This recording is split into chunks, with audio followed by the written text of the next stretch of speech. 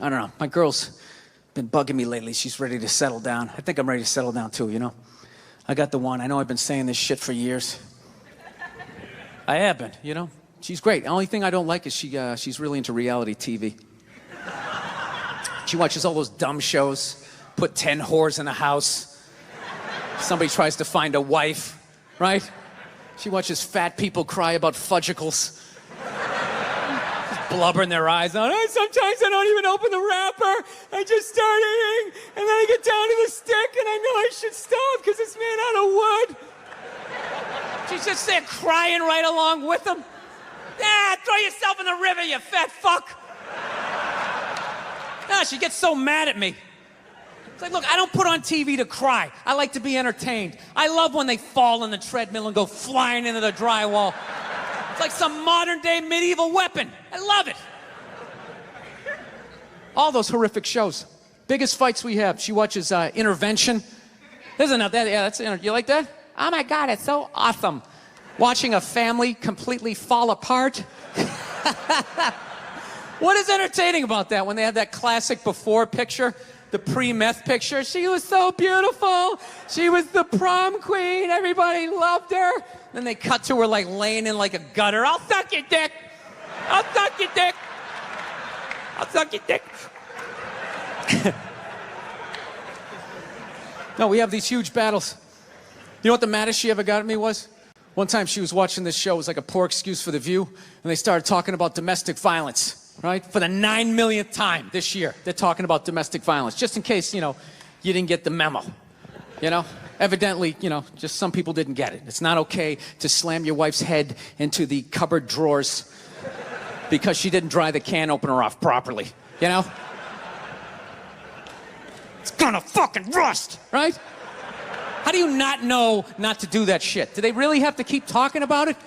It's like wife beaters watching. Oh, fuck, now I get it. Upset daisy, sweetheart, here we go.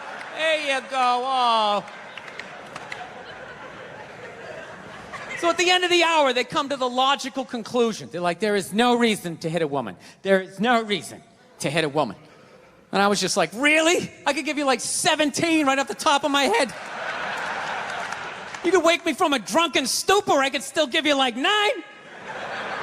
Dude, there's plenty of reasons to hit a woman. You just don't do it. But to sit there and suggest that there's no reason. Dude, the level of ego behind that statement.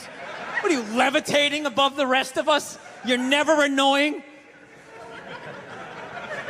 Women, how many times have you thought about slapping your fucking guy in the head this week? Every day! There you go. Every day. You didn't do it, right?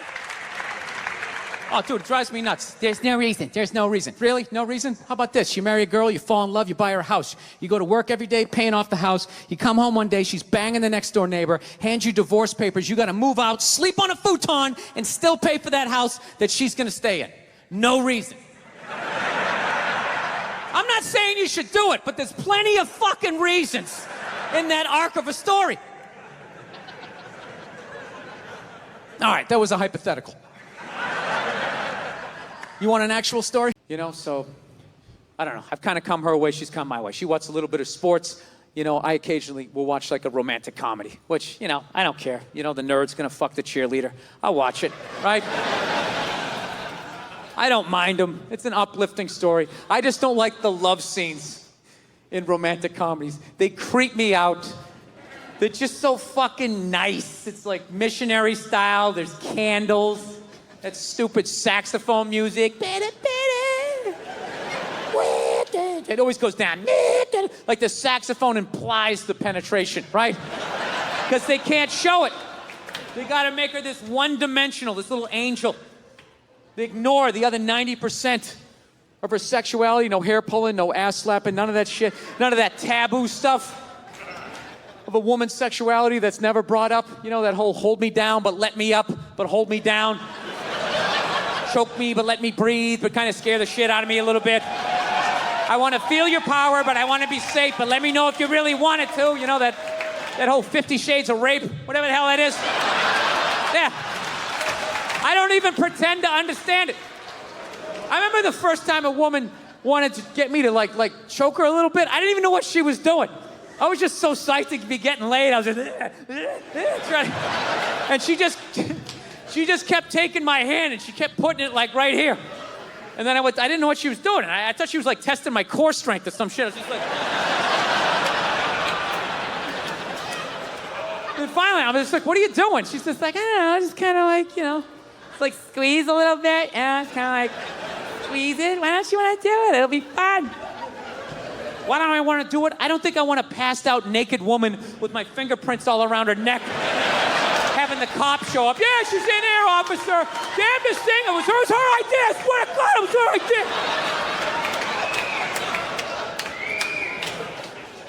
idea. Yeah, so we had like this stalemate, you know?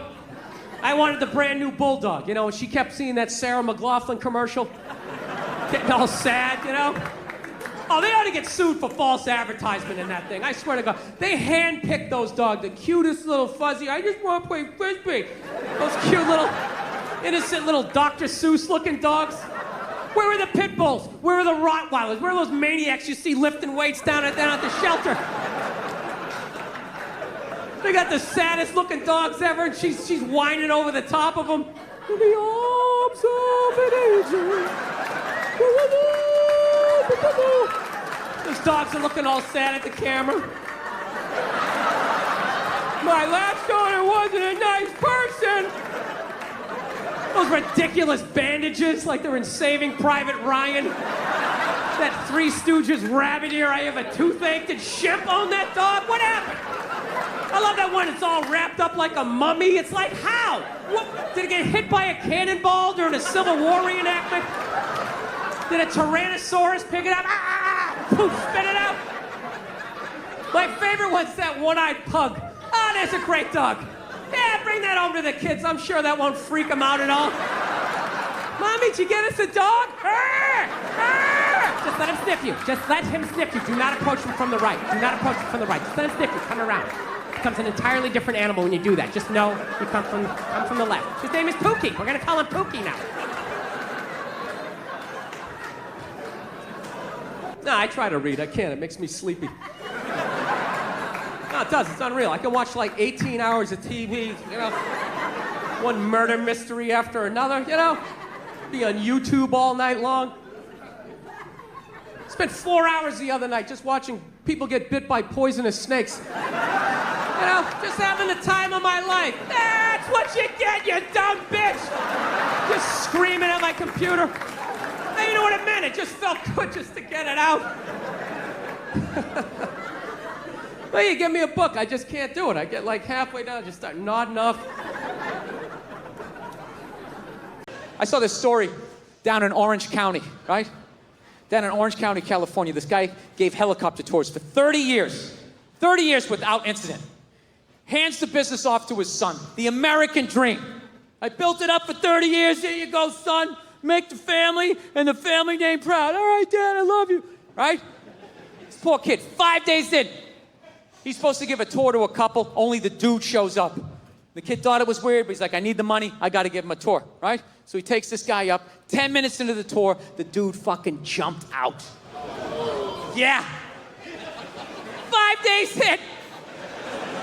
5 days in from the balloons and the cake. We love you, son. Keep the family tree going. The tradition alive. 5 fucking days later, this kid, he probably barely had the speech down.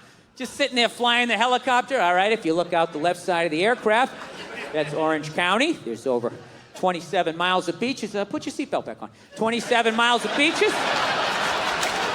Was established as a county in 1903. Sir, please don't open the door. Sir, what are you doing? Sir, no, don't, no! What the fuck?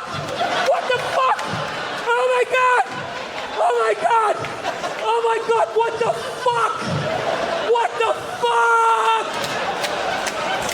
Fuck! Air traffic control. I don't know who's on this frequency, but you really need some kind of fucking helicopter. 5 days in. So I read further into the story. Turns out the guy who jumped out, he was 61 years old, terminally ill. He was in pain every day. They couldn't figure out what was wrong with him, and he had had enough. At that point, that guy immediately became a hero in my world, right?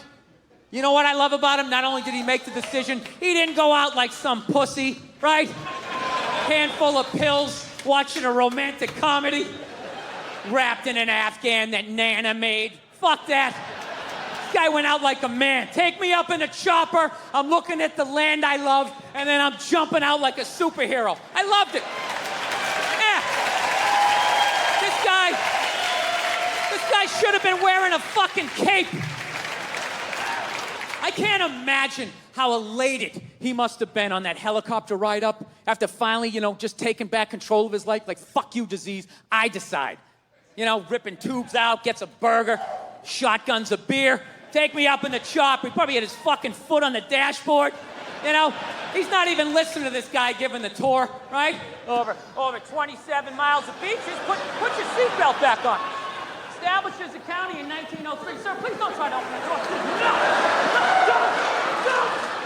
No! Don't!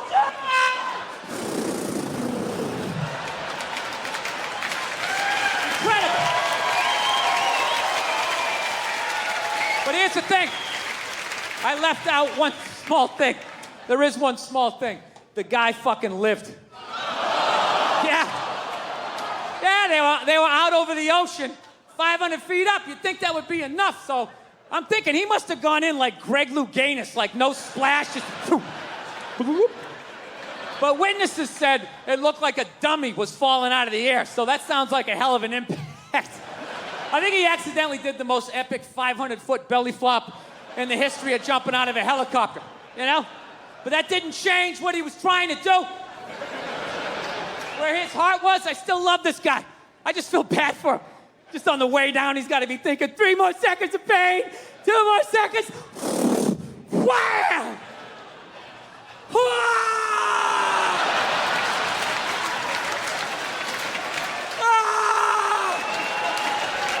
Oh my God, this is worse! This is way worse! It has a happy ending, though. He later died at the hospital. That's right. So here's to him. God bless him. I hope I have the balls someday.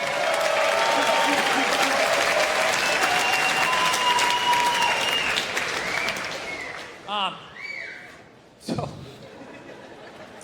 where do you go from there? Well,